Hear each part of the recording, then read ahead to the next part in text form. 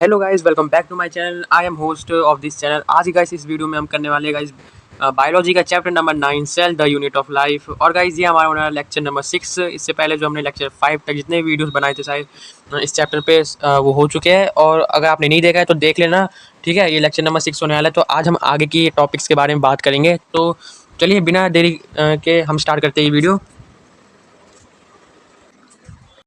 बात करें कि आज कौन कौन से टॉपिक कवर करेंगे इस वीडियो में। तो गाइस सबसे पहले है न्यूक्लियस, फिर स्ट्रक्चर ऑफ न्यूक्लियस डायग्राम के साथ समझेंगे। फिर डीएनए, क्रोमेटिन और क्रोमोसोम में क्या फ़र्क होता है उसके बारे में समझेंगे। आज गाइस आपको सब पता चल जाएगा कि क्या है, सब कुछ आपको क्लियर हो जाएगा, ठीक है। जिस जिसमें आप अटकते हो ना सब हो जाएगा। फिर ई क्रोमेटिन और हेट्रोक्रोमेटिन में क्या डिफरेंस है ये हम देखेंगे टेबुलर फॉर्म में। फिर न्यूक्लियस और प्राइमरी कंस्ट्रक्शन और सेकेंडरी कंस्ट्रक्शन में देखेंगे हम डिफरेंस। फिर टेलोमेरो, ठीक है, नया टॉपिक है और ये क्लास 11th का भी नया टॉपिक है आपके लिए भी। तो आज हम इसमें देखेंगे टेलोमेरो। और फिर 8th टाइप्स ऑफ क्रोमोसोम्स, ठीक है। तो आज ये हम कवर करने वाले हैं। थोड़ी सी वीडियो हो सकती है लंबा, लेकिन आपको आज ये सारा कवर हो जाएगा, ठीक है, इसी वीडियो में। तो चलिए स्टार्ट करते हैं ये वीडियो। तो सबसे पहले न्यूक्लियस की बात करें तो हम सब ने बचपन से पढ़ा है कि न्यूक्लियस मेन पार्ट होता है सेल का, जहाँ पे मेटाबॉलिक एक्टिविटीज़ होती है। तो ये यूकैरियोटिक में प्रेजेंट होता है और ये यूकैरियोटिक में दोनों में प्रेजेंट होता है, प्रोकैरियोटिक और यूकैरियोटिक में। बस फ़र्क इतना होता है कि यूकैरियोटिक में वेल डिफाइंड न्यूक्लियस होता है, ठीक है। वेल डिफाइंड होता है न्यूक्लियस है यूकैरियोटिक में, और प्रोकैरियोटिक में वेल डिफाइंड नहीं होता।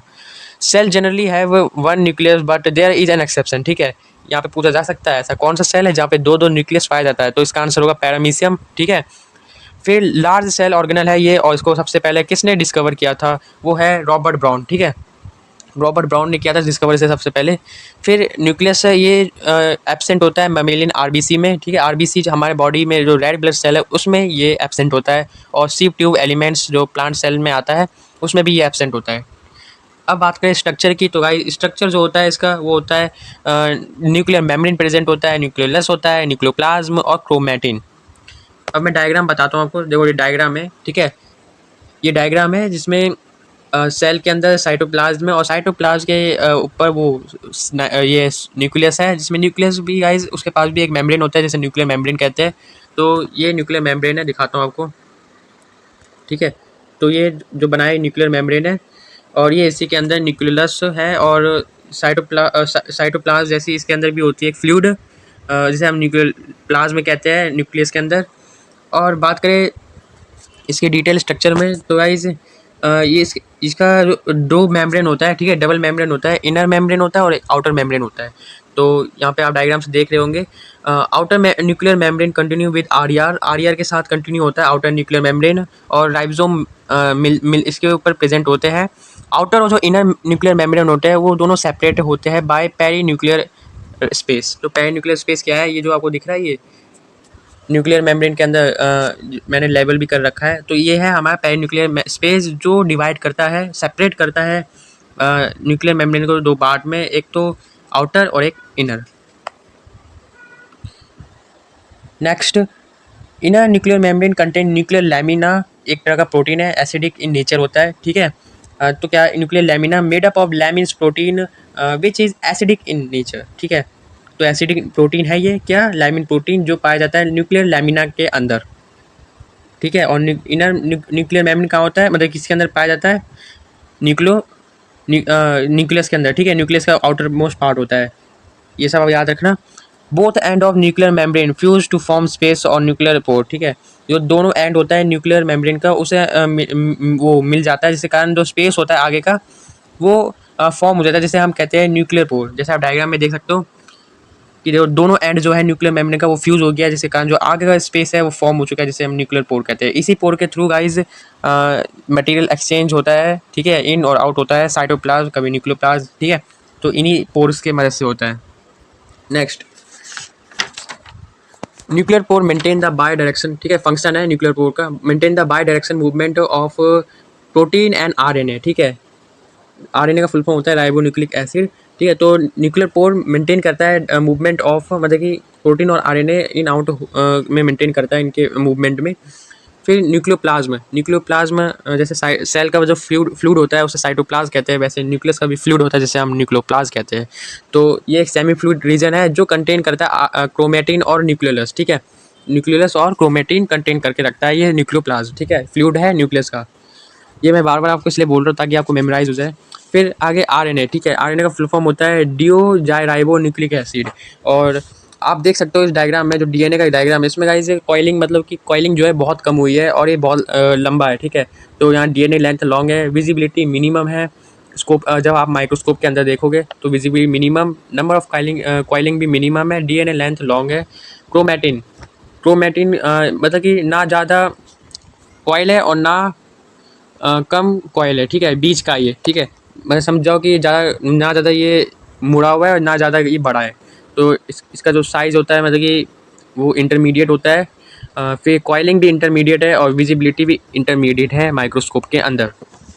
फिर क्रोमोसोम, ये इंपॉर्टेंट है और ये हमें बुक में भी दे रखा है इसके बारे में, ठीक है, आगे हम पढ़ेंगे अभी इसी वीडियो में। तो क्रोमोसोम का डिटेल स्ट्रक्चर अभी हम आगे देखेंगे। पहले आप देख लो कि इस क्रोमोसोम जो है, इसका डीएनए जो लेंथ होता है वो बहुत ही छोटा होता है, ठीक है, आप देख सकते हो फिगर में। और विजिबिलिटी भी मैक्सिमम होती है माइक्रोस्कोप के अंदर, और कॉइलिंग भी बहुत ज़्यादा होता है। फिर अब देखते हैं डिफरेंस बिटवीन यूक्रोमेटिन और हेट्रोक्रोमेटिन। जो यूक्रोमेटिन है उसमें डीएनए बहुत लूजली अरेंज होते हैं, वही हेट्रोक्रोमेटिन में डीएनए टाइटली अरेंज होते हैं। और जहाँ जहाँ आपको क्रोमोसोम में अगर लाइट स्टेन दिखे वो यूक्रोमेटिन प्रेजेंट होता है वहाँ पे, और जहाँ जहाँ आपको क्रोमोसोम में डार्क स्टेन नज़र आए वहाँ पे हेट्रोक्रोमेटिन होते हैं, ठीक है। फिर इनका जो सेंटर है, मतलब कि यूक्रोमेटिन जो है उस सेंटर पे लोकेटेड होते हैं, और जो मतलब किसके सेंटर पे, क्रोमोसोम के सेंटर में। और हेट्रोक्रोमेटिन प्रेजेंट होते हैं पेरीफेरल, ठीक है, मतलब कि कोने कोने में प्रेजेंट होते हैं क्रोमोसोम के। ये है इसका मतलब। फोर्थ पार्ट ट्रांसक्रिप्शन एक्टिव होता है, इसका मतलब क्या हुआ, मतलब कि यूक्रोमेटिन सिंथेसिस करता है एमआरएनए, वही जो हेट्रोक्रोमेटिन में है वो कोई भी सिंथेसिस नहीं करता, जिसके कारण उसका ट्रांसक्रिप्शन है वो इनएक्टिव रहता है, मतलब कि एमआरएनए सिंथेसिस नहीं करता ये, इसलिए इसका जो ट्रांसक्रिप्शन है वो इनएक्टिव है। नेक्स्ट न्यूक्लियोलस, ठीक है, अब न्यूक्लियस के बारे में पढ़ते हैं। तो न्यूक्लियस में गाइस सबसे पहले जनरल थिंग्स पढ़ लेते हैं। स्फेरिकल इन स्ट्रक्चर होता है, लोकेटेड रहता है कहाँ पे, न्यूक्लियोप्लाज्म में रहता है, और इसका कोई मेम्ब्रेन नहीं रहता, जिसके कारण जो उसका कंटेंट है और न्यूक्लियस का जो कंटेंट है मिक्स रहता है, ठीक है।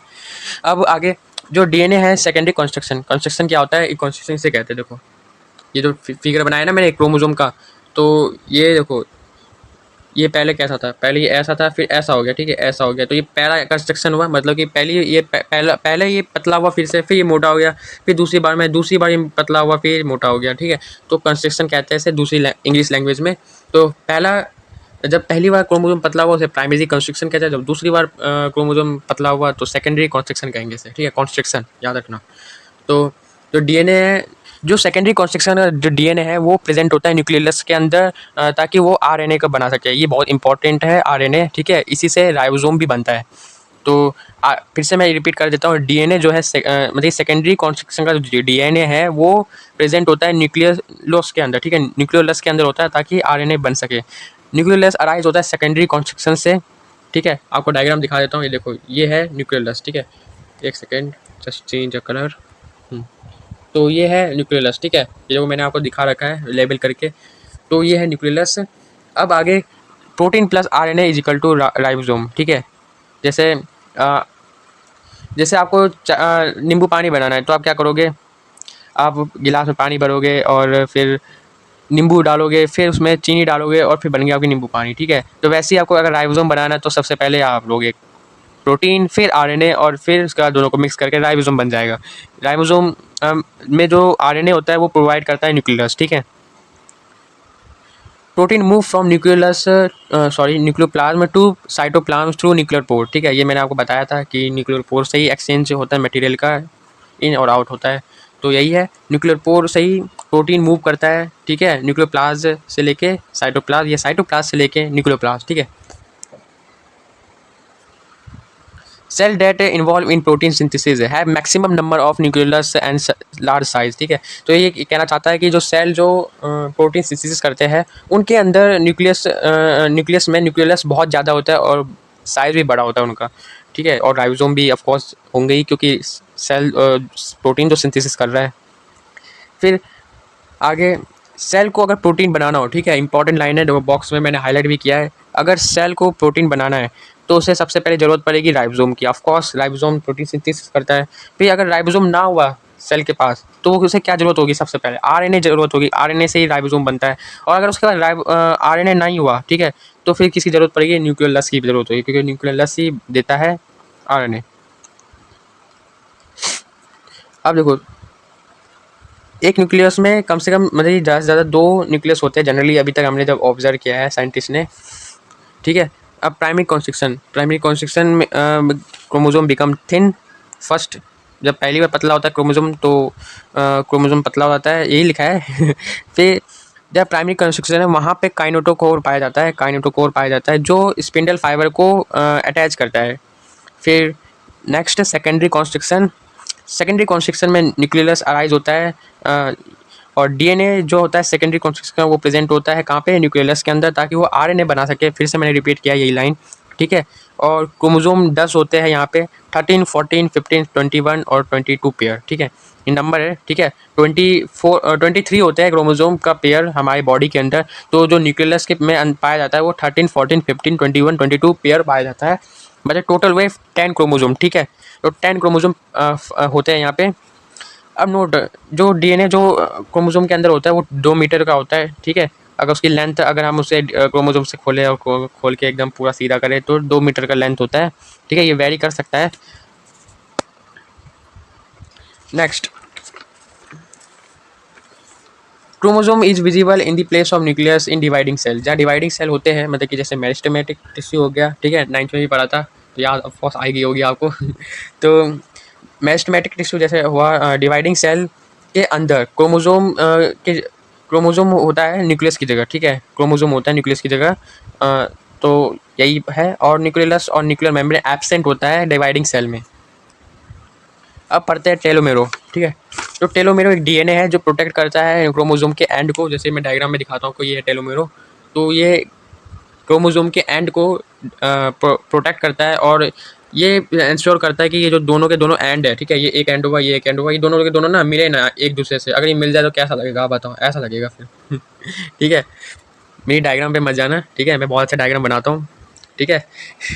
तो ये है टेलोमेरो, ठीक है। तो ये एक तो क्या करता है? प्रिवेंट करता है from fusion of end of chromosome, और एक का है end of chromosome protected by DNA called telomere. ये डेफिनेशन है इसकी, तो ये है, आप देख लो एक बार।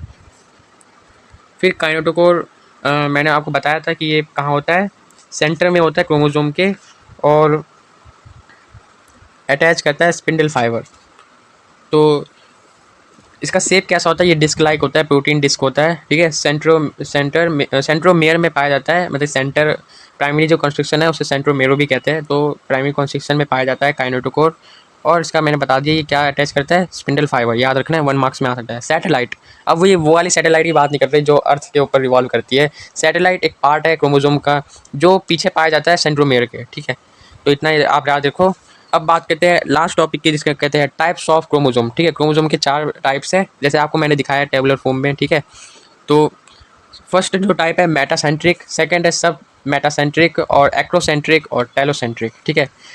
तो डायग्राम पहले देख लेते हैं इसका। तो मेटासेंट्रिक है, ठीक है। मेटासेंट्रिक में आप डायग्राम देखो, ये ऐसा है, दोनों आर्म्स जो है वो इक्वल है, और लोकेशन जो है सेंट्रोमेयर, मतलब कि जो आपको दिख रहा है छोटा सा गोला, वो एकदम सेंटर पे, एकदम एग्जैक्ट सेंटर पे मेटासेंट्रिक इसे कहते हैं, ठीक है। इस क्रोमोसोम को, जहाँ पे आर्म्स इक्वल है, सेंटर पे सेंट्रोमेयर है, और इसका सेम वे वी शेप है। नेक्स्ट सब मेटासेंट्रिक में आप देखो कि एक आर्म बड़ा है, एक आर्म छोटा है, ठीक है। सेंट्रोमेयर थोड़ा सा सेंटर से भटक जाता है, और वो थोड़ा कहीं और चला जाता है, ठीक है। आप देख रहे हो कहाँ चला गया है। और ये एल शेप का बन गया है। फिर नेक्स्ट, ये जे शेप का है एक्रोसेंट्रिक, जिसमें एक आर्म बहुत बड़ी है, एक आर्म बहुत छोटी है, ठीक है। और ये शिफ्ट हो चुका है सेंट्रोमेयर 1 एंड पे। अब लास्ट बहुत इजी है ये तो, इसे आप देख सकते हो आई शेप का, ये टेलोसेंट्रिक कहते हैं, और टर्मिनल पे इसका पाया जाता है सेंट्रोमेयर, ठीक है। तो आप ये सब अपने दिमाग में रखना है, हो सके आप ले लो स्क्रीनशॉट इसका, ठीक है, ताकि आप फिर बाद में मेमोराइज कर सके, ठीक है, जब आपका टेस्ट हो। तो यही सब है, देख लो आप एक बार, ठीक है। तो आप ले लेना। तो ठीक है, अभी मैं इतने ही पे एंड करता हूँ वीडियो, और इससे आगे हम पढ़ेंगे बहुत सारी चीज़ें इस चैप्टर के। तब तक के लिए जय हिंद, जय भारत।